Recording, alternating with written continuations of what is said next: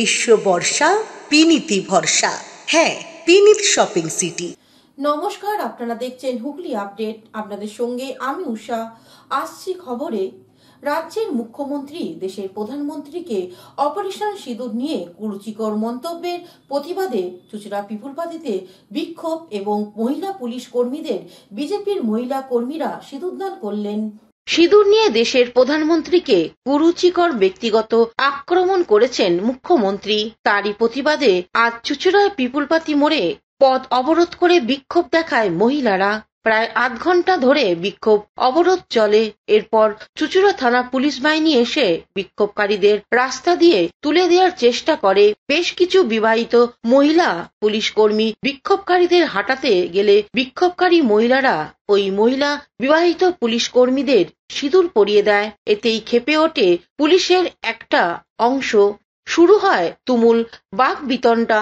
Police এবং মহিলা বিক্ষোভকারীদের মধ্যে পরে বিক্ষোভকারীদের রাস্তা থেকে হটিয়ে দেয় পুলিশ।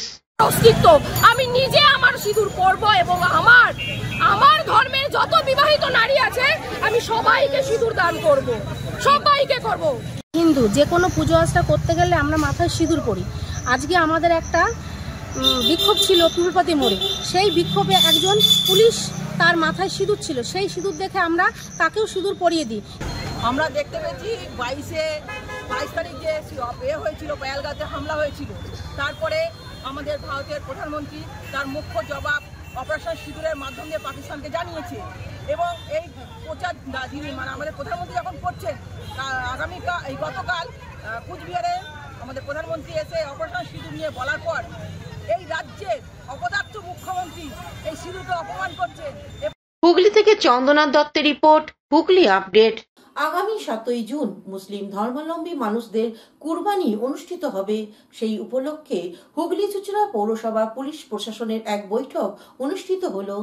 ক্যালেন্ডারে কুরবানি 6 জুন উল্লেখ থাকলেও কুরবানি অনুষ্ঠিত হবে আগামী 7ই জুন। এই উৎসবকে সুষ্ঠুভাবে উদযাপনের জন্য চন্দননগর পুলিশ কমিশনারেটের চুঁচুড়া থানার উদ্যোগে এক প্রস্তুতি সভা অনুষ্ঠিত হয় হুগলি চুঁচুড়া পৌরসভা হলে। সভায় উপস্থিত ছিলেন ডিএসসি চন্দননগর অলকা নন্দা ভাওয়াল, চুঁচুড়া থানার আইসি, হুগলি জেলা পরিষদের কর্মাধ্যক্ষ, পৌরপ্রধান অমিত রায়, বাঁশবেড়িয়া পৌরসভার পৌরপ্রধান আদিত্য নিয়োগী এবং বিভিন্ন পঞ্চায়েতের প্রধানরা ও বিভিন্ন মসজিদ থেকে প্রতিনিধিরা।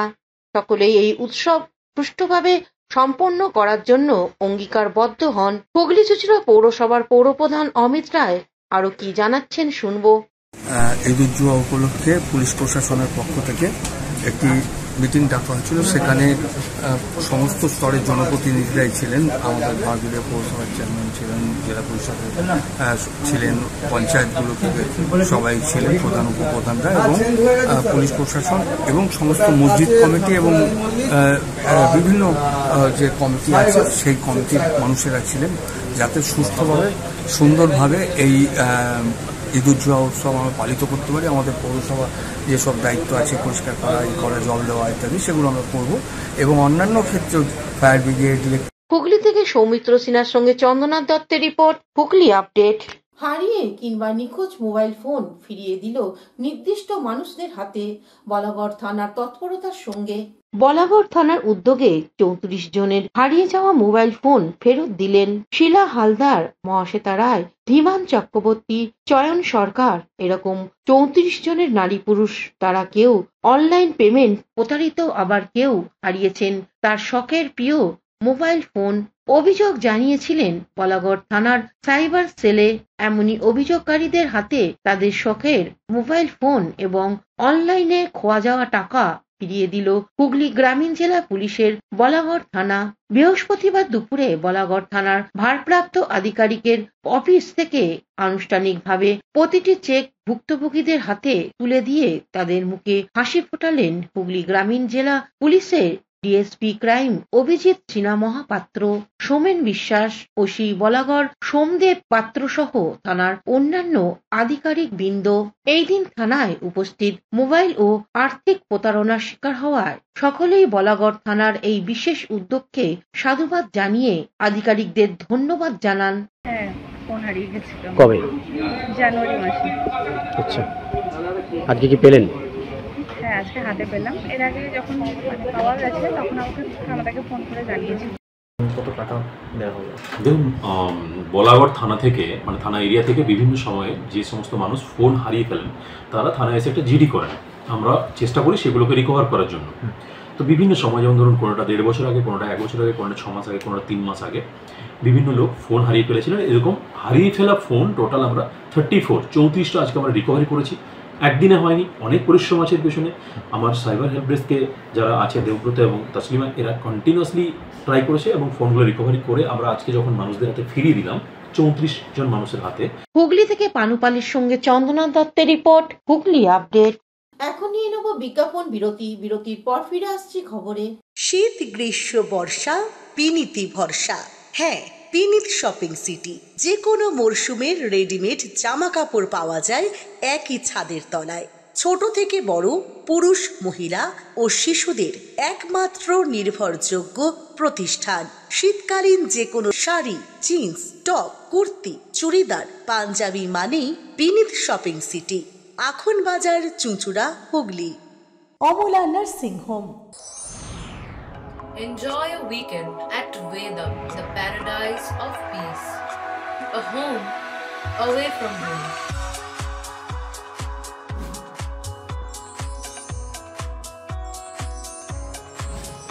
See yourself resonating with the nature. Vedam welcomes you to create your best memories. বিরতির পর ফিরে এলাম খবরে। কন্যা সন্তান আমার অহংকার। সদ্যজাত কন্যাকে বাড়ি নিয়ে যাওয়ার পথে সাধারণ মানুষকে মিষ্টিমুখ করালেন জঙ্গিপুর এলাকার এক গর্বিত পিতা।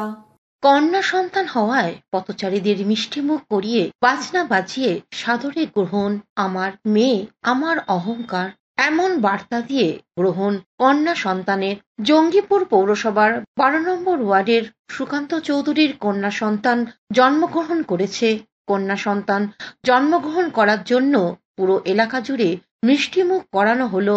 জঙ্গিপুর ভাগীরথী ব্রিজের মুখ থেকে বাজনা বাজিয়ে দম্পতিকে ফুলের মালা পরিয়ে পুষ্পবৃষ্টির মাধ্যমে গ্রহণ করা হলো।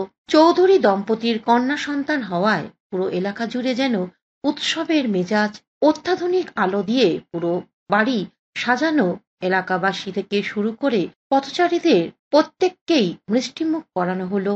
জানা গিয়েছে, চৌধুরী পরিবারের দ্বিতীয় সন্তান সুকান্ত চৌধুরীর কন্যার নামও দেয়া হয়েছে মিষ্টি। তাই মিষ্টিকে বরণ করে নিতে প্রতিটি মানুষের মুখ মিষ্টি করানো হলো।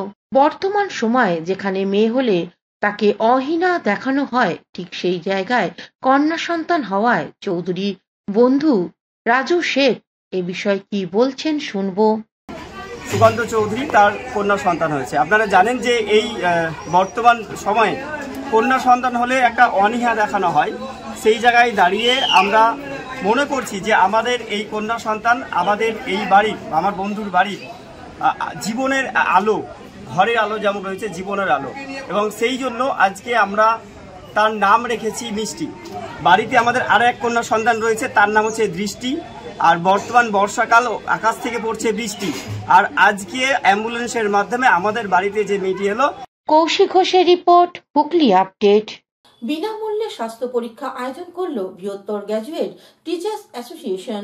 বৃহত্তর গ্র্যাজুয়েট টিচার্স অ্যাসোসিয়েশনের হুগলি জেলা শাখার পক্ষ থেকে চুচুড়া হেলথ হোমে এক বিনামূল্যে স্বাস্থ্য পরীক্ষা শিবির অনুষ্ঠিত হয়ে গেল। জেলার বিভিন্ন প্রান্ত থেকে শিক্ষক ও তাদের পরিবারের লোকজন এখানে অভিজ্ঞ চিকিৎসকদের দ্বারা স্বাস্থ্য পরীক্ষা করান। এবারে কর্মসূচির প্রসঙ্গে অ্যাসোসিয়েশনের পক্ষ থেকে কি জানানো হচ্ছে শুনবো। আমরা বৃহত্তর গ্র্যাজুয়েট টিচার্স হুগলি জেলার সংগঠনের পক্ষ থেকে একটা স্বাস্থ্য শিবিরের আয়োজন করেছি। আমরা কলকাতার পিয়ারলেস হসপিটালকে অনুরোধ করেছিলাম এই স্বাস্থ্য শিবিরে আমরা আমাদের যে সমস্ত চিকিৎসা করা। বিজিটিএ অর্থাৎ বৃহত্তর গ্র্যাজুয়েট টিচার্স অ্যাসোসিয়েশনের হুগলি জেলার পক্ষ থেকে আজকের এই স্বাস্থ্য শিবিরের আয়োজন করা হয়েছে। এ ব্যাপারে আমরা বলতে চাই যে আমাদের শিক্ষক, শিক্ষিকা, শিক্ষাকর্মী এরা সকলের কিন্তু মেডিক্লেমের কোনো। হুগলি থেকে চন্দনা দত্তের রিপোর্ট, হুগলি আপডেট। পিতার শান্তির কামনায় দৃষ্টিহীনদের পাশে চুচড়া রবীন্দ্রনগরের দুই ভাই সুনীল চক্রবর্তী ও মঙ্গল চক্রবর্তী। মানুষ মানুষের জন্য সম্প্রতি পরলোক গমন করেছেন চুঁচুড়া রবীন্দ্রনগরের বাসিন্দা সুকুমার চক্রবর্তী। ওনার দুই পুত্র সুনীল চক্রবর্তী ও মঙ্গল চক্রবর্তী। আজকের দিনে স্বর্গীয় সুকুমার চক্রবর্তীর ক্রিয়াকর্ম অন্যান্য আত্মীয় স্বজন ও পাড়া প্রতিবেশীদের পাশাপাশি আমন্ত্রণ করেছিলেন বেশ কিছু দৃষ্টিহীন মানুষকে। এনারা বিভিন্ন স্টেশন এলাকায় থাকেন। অসহায় মানুষ। মঙ্গলবাবু এনাদের কথা মাথায় রেখে চুঁচুড়া সমাজসেবী কাকা রবিপালের সঙ্গে যোগাযোগ করেছিলেন। কাকা রবিপাল প্রায় 50 জন দৃষ্টিহীনদেরকে সঙ্গে নিয়ে নিমন্ত্রণ রক্ষা করতে আসেন। পাত পেরে খাওয়ানোর পর দৃষ্টিহীনদের উপহার দেওয়া হয় বলে জানান মঙ্গল চক্রবর্তী দাদা সুনীল চক্রবর্তী। নমস্কার, আমার বাবা সুকুমার চক্রবর্তী গত হয়েছেন। আজকে তার রাষ্ট্র শ্রাদ্ধের খাওয়া দাওয়া এবং জ্ঞাতিদের কাস্টমার যারা কাঠুরিয়া ছিল তাদের আজকে আমরা যত সম্ভব একটু ডাল ভাত খাওয়াচ্ছি। তার প্রথমেই আমাদের এই বৃষ্টির ভাই বোনরা আছে, ঠিক আছে, এদের আমাদের প্রথম খাবার দিয়ে আমাদের বাবার আত্মার শান্তি কামনার জন্য আমরা এনাদের খাবার দিয়ে আমাদের এই অনুষ্ঠান শুরু করছি। অন্যদিকে কাকা রবিপাল এ বিষয়ে কি বলছেন শুনবো। নমস্কার, আজকে মঙ্গল চক্রবর্তী বাড়িতে আমাদের আমন্ত্রিত ছিল, মানে সুকুমার চক্রবর্তী পরলোক গমন করেছে। তো আমার একটা পরিবার আছে, দৃষ্টিহীন পরিবার, তাদের সবাইকে আমন্ত্রণ করেছে। তার জন্য অনেক অনেক ধন্যবাদ দাদাকে, এরকম মানুষের পাশে দাঁড়ানোর জন্য। হুগলি থেকে চন্দ্রনাথ দত্তের রিপোর্ট, হুগলি আপডেট। এখনকার মতন খবর এই পর্যন্তই। প্রতিদিন দেখুন হুগলি আপডেট। নমস্কার।